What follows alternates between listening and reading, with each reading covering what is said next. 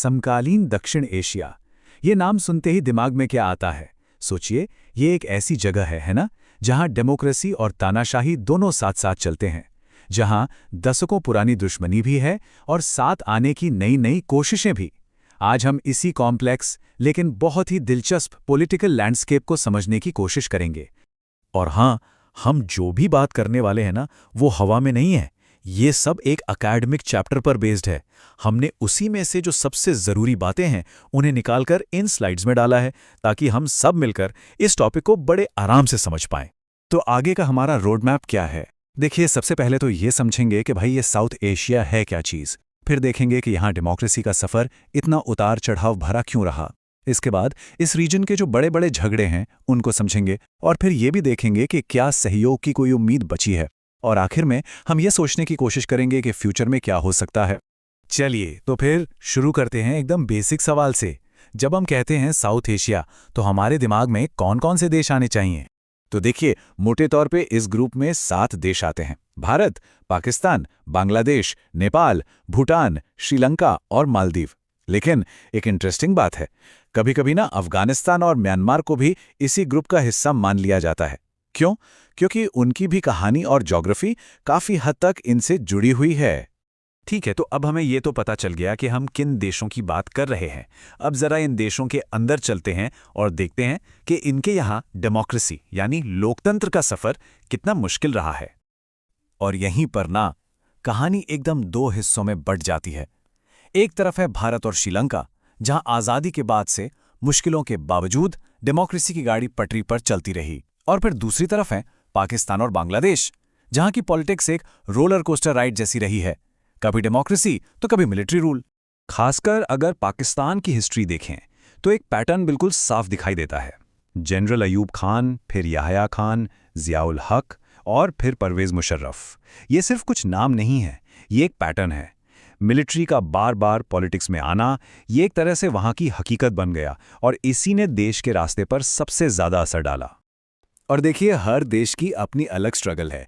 नेपाल को देखिए, वहां राजशाही के खिलाफ एक लंबा संघर्ष चला, तब जाकर 2008 में डेमोक्रेसी आई। श्रीलंका की बात करें तो वहां डेमोक्रेसी को दशकों तक चले एथनिक कॉन्फ्लिक्ट, मतलब सिंघली और तमिल समुदाय के बीच के झगड़े से जूझना पड़ा।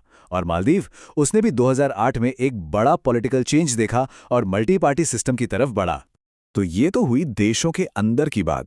अब जरा जूम आउट करते हैं और उन झगड़ों को देखते हैं जो इन देशों के बीच में हैं। वो झगड़े जिन्होंने सही मायनों में पूरे साउथ एशिया की पॉलिटिक्स को शक्ल दी है। और जब भी रीजनल कॉन्फ्लिक्ट्स की बात होती है तो एक राइवलरी है जो सबसे ऊपर आती है, इंडिया पाकिस्तान।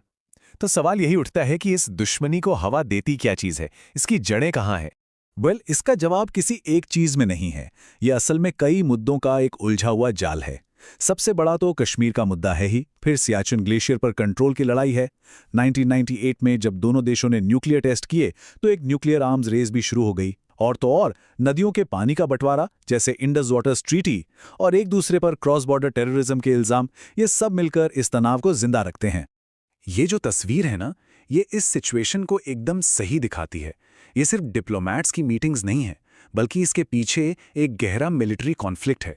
दशकों से यही कहानी है, कभी बातचीत की टेबल तो कभी बॉर्डर पे टेंशन। लेकिन क्या साउथ एशिया की कहानी सिर्फ कॉन्फ्लिक्ट और राइवलरी की है? नहीं, ऐसा भी नहीं है।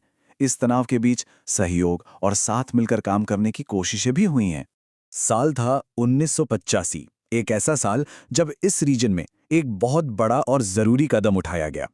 और वो कदम था सार्क का बनना, यानी south Asian association for regional cooperation. Idea बहुत सिंपल था, क्यों नहीं ये सारे पड़ोसी देश मिलकर एक ऐसा प्लेटफॉर्म बनाए जहां वो इकोनॉमी और रीजनल इंटीग्रेशन को बढ़ावा दे सकें। और अगर आप इसके गोल्स देखें तो वो बहुत अच्छे थे, मतलब लोगों की भलाई करना, इकोनॉमी को रफ्तार देना, एक दूसरे पर निर्भरता कम करके आत्मनिर्भर बनना, और कल्चरल और सोशल फील्ड्स में मिलकर काम करना। सुनने में तो सब बहुत बढ़िया लगता है। और ऐसा नहीं है कि कुछ हुआ नहीं।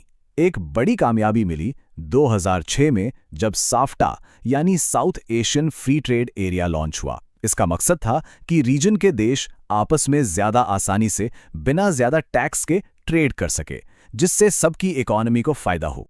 तो अब सवाल ये उठता है कि हम आज कहाँ खड़े हैं?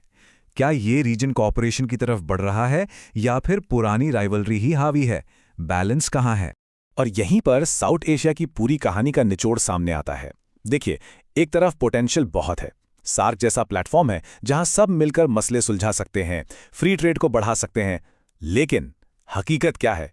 हकीकत यह है कि इंडिया पाकिस्तान का झगड़ा हर कोशिश पर पानी फेर देता है और छोटे देश अक्सर इंडिया के बड़े साइज और रोल को लेकर थोड़ा शक की नज़र से देखते हैं।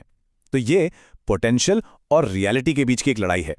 तो कुल मिलाकर बात एक ही जगह आकर रुक जाती है। ये रीजन एक चौराहे पर खड़ा है, एक रास्ता शांति और सहयोग की तरफ जाता है और दूसरा संघर्ष के एक नए दौर की तरफ। और इसी के साथ हम आपको एक बड़े सवाल के साथ छोड़े जाते हैं। क्या इकोनॉमिक इंटरेस्ट्स यानी साझा आर्थिक हित दशकों पुरानी गहरी दुश्मनी पर कभी भारी पड़ सकते हैं? क्या व्यापार की ताकत पुरानी कड़वाहट को भुला सकती है? शायद इसी सवाल के जवाब में पूरे साउथ एशिया का भविष्य छिपा है।